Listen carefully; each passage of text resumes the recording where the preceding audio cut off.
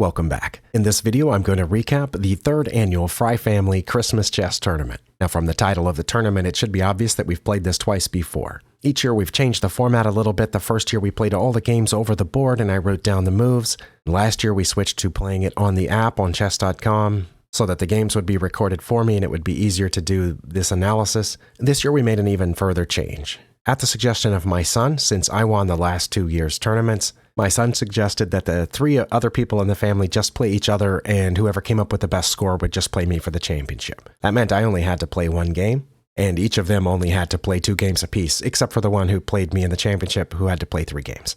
This is, of course, just for fun. None of us are professional chess players, and it's fairly clear that I have by far the highest rating in any time control of anybody in the family. I did offer to play the normal tournament without a rook in any game, but everyone in my family said no, that wouldn't be fair, and so we played actual regular rated chess. But I have started running the game reviews in the background. Let's take a look. The first game was between my wife and my daughter. My wife had the white pieces. Last year, we let the youngest player choose their color in every game, and this year we let chess.com's algorithm choose the color. So my wife began with white in this game, and she opened with d4. I don't know how much of the chart you can see on your screen, but my wife and daughter combined for 3 mistakes, 12 misses, and 8 blunders. And I'm just going to go through here as quickly as possible. We got whatever opening that is the Cormorant Gambit, Old Benoni defense. I haven't even heard of that, but I think my wife was correct to take those pawns. You can see there were plenty of mistakes on both sides, but at least one player had a great move there. My daughter took back, opening up the rook. My wife took the center, which was probably one of her better moves, and I'm not sure why it was counted as an inaccuracy, but my daughter also finally played a center pawn. And then things got even sillier and more interesting when my wife played g4 and my daughter played g5. Well, one way to stop that g4 pawn from going anywhere is to play g5, so I kind of understand why she would have done that. And then my wife played c4. My daughter responded to that by attacking it with the bishop, which is inaccurate because that pawn is already defended by a bishop. My wife captured this g-pawn, which was of course defended by the queen, and my daughter did not take back. She blocked with the pawn, and my wife made the blunder of taking the pawn. And I'm honestly surprised here that the move list shows that my daughter took back. So black actually has an advantage here. g5 was not counted as a mistake going after the knight, even though the eval dropped a little bit. I'm honestly not sure what the problem with that is. The engine says that black checking here is the best move, but I'm pretty sure white could just block that check. I don't know that that's what my wife would have played if my daughter had checked with that bishop. But instead, my daughter challenged that pawn immediately. Well, of course, the pawn can take the knight, and okay, that was counted as a great move. And I think my daughter should have just taken back here. She did not. She went after that pawn with her king, which, kings can also capture pieces, and maybe that's what she was thinking. The engine sees a nice tactic here, which is to check with the queen on d5. It attacks the king. The king would have to move, possibly by taking the pawn, and then my wife could have won that rook. But my wife didn't see that. She instead played a4. My daughter played one of her better moves, which was to get that knight out. And now my wife should check over here, in which case the king would take the pawn. She didn't see the check. I don't think anyone in my family, besides my son and me, look for checks. My wife got the knight out, which, I mean, it's not horrible. You need to get pieces out at some point. And my daughter pushed to h-pawn. Now here, my wife did play one of her absolute best moves, which is to finally develop the other knight. And here there were just a bunch of misses and blunders in a row. She gave up the knight for the pawn. I'm not sure where that rook thought it was going, or that pawn. But now, now the game is dead even. But only if my daughter will take this rook with this bishop. But instead, she used a different bishop to take a different piece, which was that pawn. My wife is supposed to take that rook down there, but it's not that bad to take the bishop. Again, my daughter should have taken this rook over here with the dark squared bishop, the bishop that hasn't moved yet. But instead, I guess she saw that her rook was in danger, so she blocked the white rook's attack. And that allows a check. That allows developing this bishop with check. It also allows the queen to d5 tactic once more. My wife didn't see either one of those, but she did see how she could attack that knight, and she pushed a pawn forward. It's counted as a miss, but she still has a huge advantage, and she's getting close to promotion. One thing I notice about a lot of players in this range, which is the 400 to 600 range, They don't know how a lot of these things happen, but they do know that pawns promote. And once they get a pawn past midfield, so to speak, they get really intense about getting the pawn down there. And that's something that people at my level, like me, for example, often miss. So I do applaud her for pushing the passed pawn. She has another passed pawn behind it in case the front B pawn doesn't make it. Again, my daughter can just take this rook, but instead she moved the rook over to defend against this passed pawn. I'm a little surprised Stockfish doesn't actually say it's her best move to take that knight. The queen to d5, it has now changed its mind. Oh, it's still changing its mind. Queen to d5 check is still the best move according to Stockfish, but taking the knight is a close second.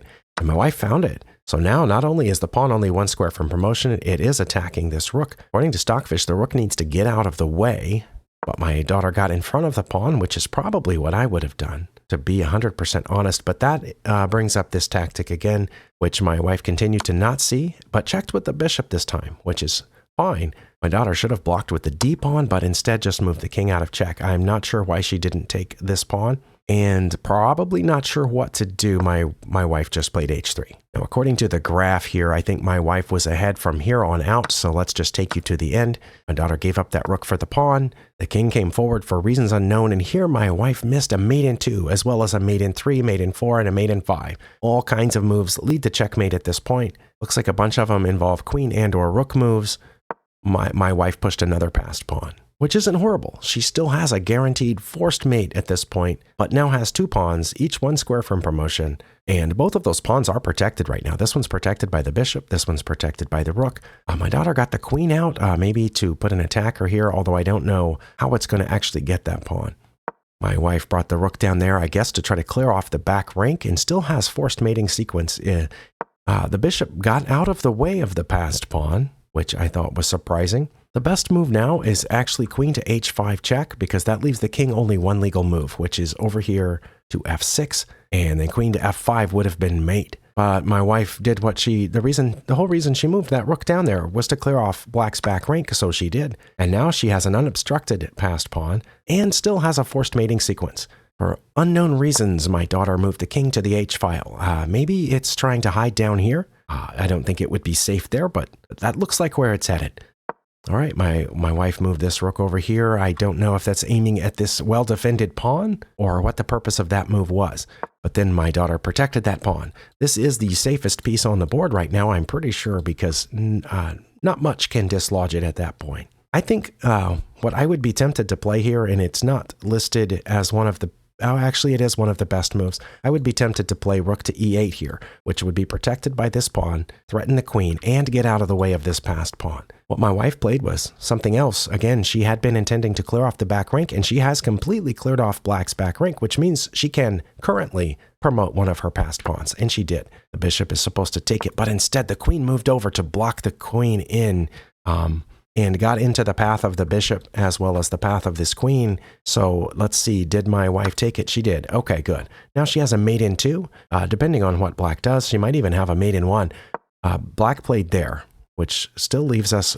Wait, was that her absolute best move? It was. That was my daughter's #1 best move, the only move that didn't result in a mate in 1. Well, that's surprising that she found that. Maybe she had no idea what else to do. My wife needs to take this bishop, which she did. That was her absolute best move, and now it's mate in 1 no matter what black does. Black played one of black's legal moves, which does still look like the king is headed down here toward these squares, and of course, this is checkmate. I was watching this game as it happened, and I knew that this would be checkmate, rook to h8. Also, it looks like queen to h5. Oh, there's a whole nother queen down here. Yeah, queen to h5. This queen hasn't moved in the whole game, I'm pretty sure. Queen to h5 would also be mate. My wife didn't play any of those, but she did play one of these moves, which was checking with the queen. That allowed the king to come out. It is still mate in 1. This rook can come over here, or this queen can come over here. Either of those would be mate in 1. So my wife checked with the knight, which allows only one legal move. And now we can still check with this rook on g8, and my wife brought this king up. The queen up. This is the first time that this queen has moved. This left only one legal move for my daughter, and at this point, I began to suspect that they would stalemate. My daughter made her only legal move and didn't spend that much time on it. You'll notice both players have over 17 minutes on their clock. I should have mentioned all of these games were 15 plus 10, so they had plenty of time to think about these moves, but they didn't. And there are a whole bunch of ways, 4 different ways to get a mate in 1. Just to recap, rook to g8 is a mate in 1. This queen over here to h3 is a mate. This queen over here to h3 is checkmate. And I'm pretty sure that this queen to g3 would be checkmate. And so my wife took that pawn. Okay, well, that ended the game in a stalemate because black has no legal moves at this point. So each of the players got a half point for this game. Moving on to the second game of the tournament, it was between my daughter and my son. My daughter got the white pieces in this game, and my son was playing with the black pieces. I didn't mention the accuracy scores in that last game, but I'm pretty sure they were lower than this. I do know that both my wife and my daughter were estimated to have played at the skill level of a 100 rated player. In this game, it looks like my daughter played at a 100 once again, and my son played at above his rating level at a 600, so I'm proud of him. Let's just go through this game a little faster. We got an e4, e5, which kind of surprised me that we started out that well. And then my daughter played this pawn, which chess.com calls the king's head opening. I don't know that I've ever seen that, but that's what she played. My son decided to match that by playing f6, and the game is still about even. There are, as you can see from the move list, there are plenty of inaccuracies and or blunders here. And that was an inaccuracy, but it got rid of a piece. In general, you don't want to trade an active piece for a piece that hasn't moved yet. But my son thought it was worth it because, she was supposed to take back here, and that would have ruined white's right to castle. But it would have gotten rid of black's only active piece. But instead, my daughter did that. Now, my son, knowing that his bishop is free, instead of saving it, decided to just go ahead and give it away by further ruining white's right to castle. There was really no point to that move other than to say that you could have taken my bishop on the last turn and you didn't, so take it now. And she did. Okay. d6 was one of his better moves here. That wasn't great. It looks like you can just take that pawn. He did not take that pawn, but he took this pawn, which was, of course, well defended. And so my daughter did not take back. All right. I think if I was him, I would have just pulled this back. It does look like that's what Stockfish says, but the second best move is to go ahead and trade, again, an active piece for a piece that hadn't moved yet. And once again, my daughter can take back, but did not. In fact, moved directly into the path of that bishop, and he did take it. One thing about my son I have noticed over the last couple of years that I've been playing chess with him, against him, and also watching him play chess, he will make a lot of mistakes and blunders, but he also has a really admirable, maybe even better than mine, killer instinct. Most of the time, he will see loose pieces and he will take them. And once the board starts opening up, he's not that good when there's lots of pawns left on the board at seeing checks. But once the board starts opening up, he starts looking for checks just consistently. So I probably need to take a little bit of a lesson from that. My daughter just went after that bishop with the king, so he should have run away with it, and he finally did.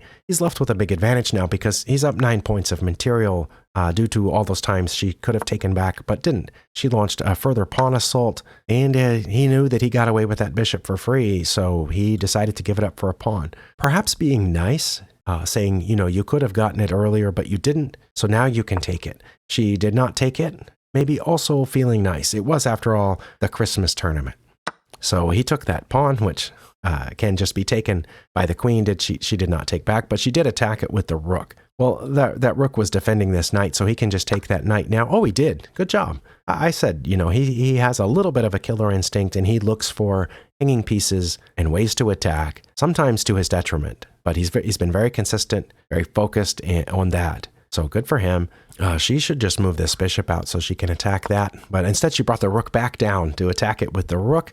Maybe because she remembered me saying something about not bringing the queen out too early. So she has not brought it out. Now, he did not remember at all when I taught him to develop your pieces and then get the king to safety. As you saw so far, he has just brought out one piece at a time and attacked with that piece until it's gone and then got out another piece. That's what he's been doing here. Here he attacked the queen, which should have just captured the bishop, but it did not. So he took the queen, and now he is well ahead. In fact, Stockfish rates it at -13 at this point. There aren't any really good moves here, so she came toward that bishop with her king. He should probably be taking this pawn with something, and he did. Okay. Again, not very many good moves. She probably was just running out of things to do at this point. If you're looking at the clock, you will see my son has spent slightly more time on his moves than either my daughter or my wife did in either of these games, but he also is not taking a lot of time. He did just capture that free rook because he was looking for it. b3 is actually my daughter's best move here, and she played it. I'm honestly surprised by that. It looks like it's just giving away a pawn. But that's what Stockfish says. Well, it was there. It's not there anymore. Oh, there it is. Oh, no. Well, no. Stockfish no longer thinks that b3 is one of the better moves, but it did for a second. It was listed there as the best move. But anyway, he should just take it. He did not. He left his bishop hanging, and she did not take it. Now he has a mating sequence, but in this one starts with the check. He needs to get the queen out to h4, but instead, obviously, these pawns are looking at each other, and it's very difficult for low-rated players. It's difficult for people at my level because I miss these all the time to focus on things like that when you have this kind of tension going on in the middle. So he took one of those pawns, and she took one of those pawns. Now he again should check queen to h4, but instead he took that pawn too. It's okay, he still has a mate in 7, and the king came after those pawns, neither of which is defended at the moment. His best move is queen to d3 check. Not only is it a check, which starts this mating sequence, but it defends that pawn, which the king is clearly attacking, and that pawn defends the queen here, and the king can't go that way because the rear pawn, this is one of those cases where doubled pawns can actually be good because the rear pawn is defending one of the getaway squares. Queen to d3 check leaves only one legal move, and he found it, so good for him. The king can only go to f2. Best move here is to continue forcing these checks. He did not play it, but he saw a fork, so he checked here, which means that he's going to win this bishop. And so the king got out of check, and he did win the bishop. So I applaud him for that. Even if you can't see the exact checkmate, if you can see some other tactic that helps to clear material off the board, that always makes it easier. So I'm proud of him for finding that. The king continued to run around this way. It's not one of his better moves, but he did check. And of course, the king can't go over here. Well, I can go there, but the king can't come this way. So it's going to be driven further into the, into black's territory. And it did go that way, obviously aiming for this pawn. But now the knight can check. The king can take that rear e pawn, but it did not. It went in between them. I don't know what the best move here is. I probably would have been tempted to bring this bishop back in check. Knight to d7 is actually the best move according to Stockfish, but this isn't a worse move. It was one of the top 5 checking here. Of course, the king's only legal move is to take that pawn. Now if we get this knight out either way, that's a check. And let's see, what did my son play? My son brought the rook. Okay, well, we finally got that rook free, and it might as well go in for the attack. Again, here I started to worry that there would be a stalemate because, there's only so many places that a king can move when you have all these powerful pieces pointing at all these different places, preventing the king from moving. But at this point, he decided to start looking for checks. This does leave the king a few legal moves. Also, white still has pawns here that can move, but the king went instead. Queen to g3 is the best move in this position, and the king went after that hanging bishop. And instead of defending it, my son brought the rook here. I'm not sure. Is it just to cut off this file? I don't know what he was thinking there. Wow, he is zeroing in here on a checkmate. Only 3 legal moves in this position. The king made one of them, and now it's mate in 1 if he'll just take this pawn. And that's what he did. So good job to my son and his killer instinct defeating his older sister. Now, the last game of the first round was between my wife and my son. My son had the white pieces in this game, and my wife had the black pieces. In this one, they both played with decent accuracy, despite each having plenty of mistakes. I mean, they both did better than 50%, and the estimator here says that my son played like a 600 once again, and my wife played like a 150 once again, so at least they were both consistent with that. He opened with e4, and she responded with e5. And then we got I believe that's called the bishop's opening. Well, it says king's pawn opening. Okay, it switched. That's a little slow there, but yeah, that's the bishop's opening. And she responded with g5, which I don't think is good. But then he did the same thing that my wife had done with the white pieces when my daughter played g5. He matched it with g4. And she got out this bishop, which isn't really doing anything, and in fact can be attacked immediately with the pawn. It's his best move to attack with the pawn, and he did, so the bishop is supposed to move away, but it didn't. And he didn't take it. So you can see the eval bar jumping a little bit there. Well, she attacked the queen. She not only took a pawn, but has attacked the queen. I don't know why he didn't just take that bishop, but he took the other bishop. And I think the reason is because he was moving very quickly. You can see from the time, this game he's moving faster than her, and in only 6 moves has already accumulated 50 seconds of bonus time. So he probably pre-moved that, not expecting her to just hang the bishop here.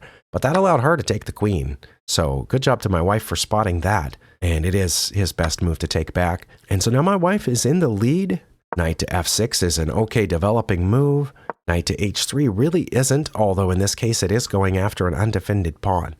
Knight to c6 is normally a good developing move, but the problem with that is that it does allow him to take that free pawn that he just attacked, and in fact it's his best move to do so, so he did. She came after the knight with the pawn, and he brought it back. It says that's a miss. What should he have done? Oh, he had a nice fork here. He probably didn't see that his bishop was also defending that square. Yeah, that would have been his best move, and it would have brought him back to even. I think he at least would have gotten a rook out of that deal.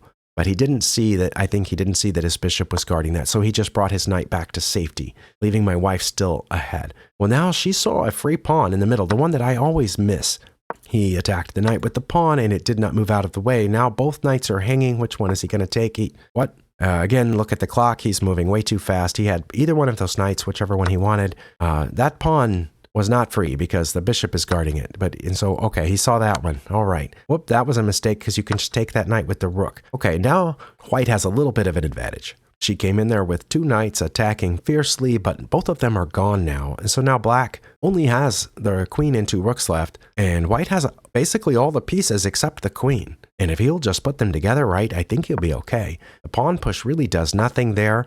That rook push also does not much, but he clearly had a plan here. I heard him muttering under his breath. He had an idea. So I think maybe he was just taking the open file. Well, it does prevent castling for one thing. It prevents this rook from coming over. Another pawn push. Bishop, that's just a free bishop. But wait, it's not in her best interest to take. It's certainly not one of the top 5 moves. Wait, was that the oh, man, he's pretty good at these tactics. He did that on purpose, didn't he? That's why he brought this rook over here. This was a deflection tactic so he could check here and win the queen for a rook. I didn't even notice that during the game. I thought she just fell into something, but yes, she did. She fell into it. She's not supposed to take, but she did, which does allow him to check on g8. Oh my goodness. Yeah, if he would focus on this as much as he focuses on Pokemon and stuff, he would be a better chess player than me, because I certainly would not have come up with that plan. It may not have been a great plan, but it worked. So the king moves out of the way. He takes the queen. And now, again, he has a very slight advantage. Bishop to g5 check is the best move, and the pawn blocking is not the best move because you can just take it, so he did. King can get out of check a number of different ways. White's advantage is slowly growing, but he gives away some of it here by just a blind attack on that rook. It was my wife's only good move to play rook to h6, which attacks the bishop. That doesn't do anything. It allows the rook to go between and win one of those pieces.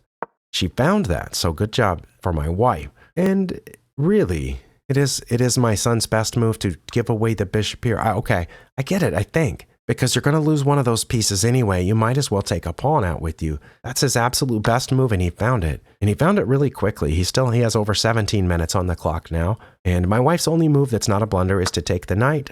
So the bishop gets away, but it shouldn't get away there because it can just be attacked again. The problem is that my wife didn't attack it this time. She attacked it with the other rook, which allowed him to take that one. So fighting against the +3 advantage here for white, my wife brought this rook down for a check. The king ran away. I think I would have gone toward the rook, but that works too. Certainly there is a place for the king to hide over here. Checking again was her best move. And here he could have blocked with either one of these pieces. Oh, and those are his two best moves, and he did one of them. Okay, I thought he was going to slide through here, but what he did works. And now the king is protecting all of this, and the rook is ready to run free. It is one of my wife's better moves to take that pawn, and she now has a passed pawn, which may have been what she was counting on here. He was able to get his knight out, the pawn pushes forward, the knight comes around. Not sure where it's going. Maybe he was trying to reroute this knight over here somehow, but the rook attacks the knight, so he protected the knight by capturing that other pawn, which I guess is not horrible. And I here saw a discovery. If, for example, my wife just made one of these pawn moves, he'd be able to give away the knight here to take this rook. So she needs to move her king to get it out of that possibility, but she did make one of those moves. So yeah, okay. Now the tactic that I was talking about is best. Either way, whether he checks on e5 or by capturing on b6, then he can win the rook on the next turn. And he saw that, so good for him. So she took the knight, and then he took the rook. Man, I'm impressed by that, and no wonder it rated him as 600, which was well over what he started in this tournament. I believe all three of these players started in the 400s when this tournament began. b5 doesn't accomplish anything. Taking that pawn is great, and also it aims at that pawn.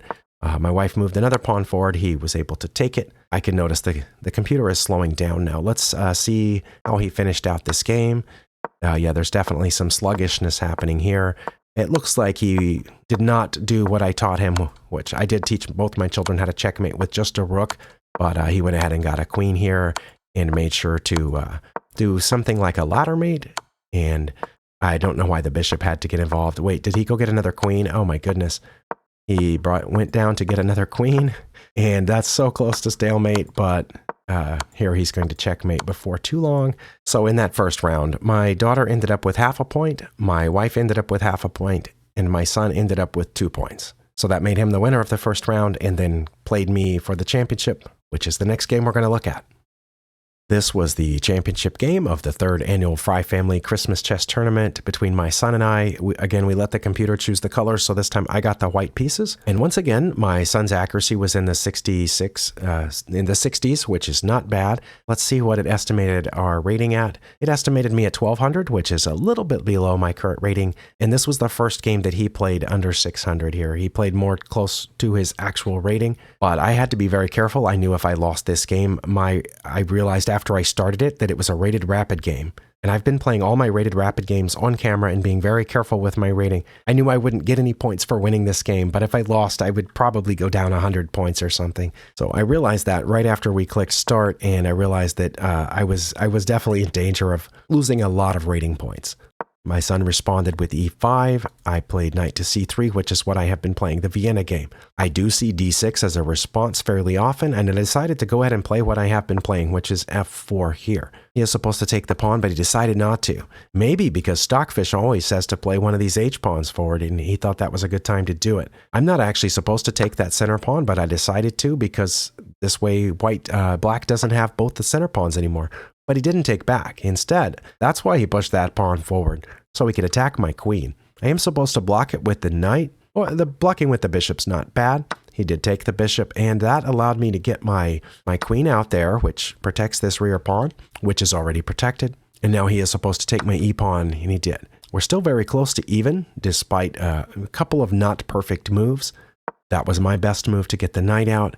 Was not his best move to come attack this knight, which is defended by 2 different pawns and isn't pinned to anything because my d-pawn hasn't moved yet. Oh, look what I did. I just mentioned that. a couple of games ago, that I always miss the hanging e-pawn. I am supposed to take that. It is my best move. I did not see it. I castled because I wanted to move my d-pawn and I didn't want the knight to be pinned. Like many opponents who are rated close to me, as soon as I castle, they start throwing pawns forward, and that's what he did. I didn't know that was a mistake. I thought, oh wait, I might be in trouble here pretty soon. Now I saw that hanging e-pawn, but it's not my best move to take it. Now I'm supposed to move this knight here. Wait, what for? Oh, to attack the bishop. That's what I'm supposed to put it there for. Okay, I get that. But I saw that this pawn was hanging. A move or two ago, it was my best move, but now it's counted as a miss. Now he's supposed to check here. It's a fork because my knight's hanging. He's just going to win the knight? Okay. Oh, but he wouldn't take it because I would block the check this way.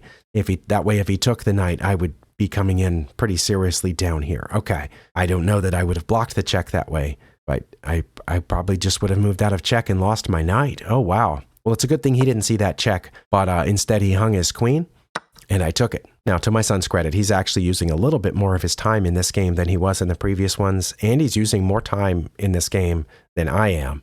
I'm not used to games that start with 15 minutes and get a 10-second increment for every move, so I've got 16 minutes left on the clock here. I don't think I ever lost the advantage after he hung his queen there, and so I will just take you through the rest of the game. I was able to kind of focus my attack here. I gave up that rook because it had already taken the queen, and I knew I was going to get the other one.